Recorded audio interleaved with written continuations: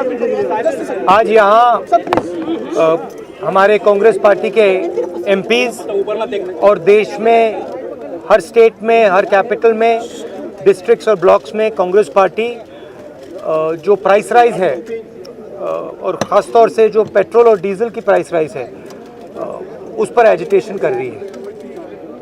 पिछले 10 दिन में 9 बार पेट्रोल और डीजल के प्राइसेस बढ़ाए गए हैं और इसकी चोट डायरेक्टली सबसे गरीब मिडिल क्लास लोगों को पड़ती है।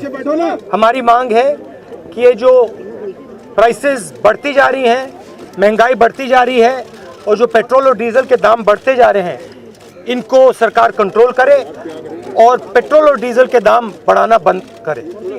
तो इसलिए हम सब यहाँ आए हैं। पूरे देश में हमारा प्रोटेस्ट चलेगा, काफ़ी दिनों के लिए चलेगा।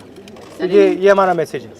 सर, जिस तरह विधानसभा चुनाव की बात लगातार in English, we can see that petrol and diesel prices are climbing rapidly. Government is making thousands and thousands of crores from this. Over the last 10 days, 9 times they have been raised. Congress party is protesting across the country in districts, blocks, state capitals, here with our MPs against this price rise, against the rise of petrol and diesel prices. Government has to stop doing this. This is hurting the poorest people in the country and it's hurting the middle class. Government has to ensure that prices do not rise and they stop raising diesel and petrol prices. Thank you.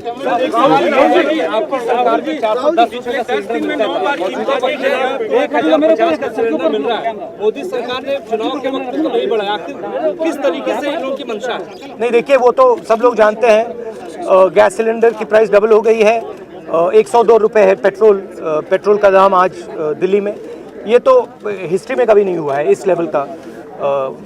इस level की prices.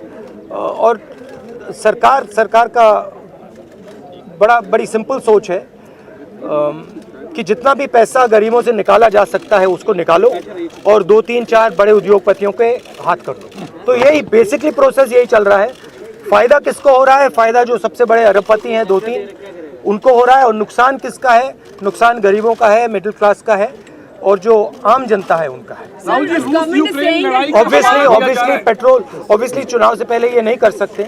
मैंने उस time भी कहा था कि चुनाव के समय मैंने कहा था, देश की जनता से कहा था, पेट्रोल डीजल भर लो, अभी भर लो, क्योंकि बाद में मुसीबत आएगी। Thank you. लड़ाई हो रही है। I'll think there's a debate in Parliament on Monday. Thank you, sir.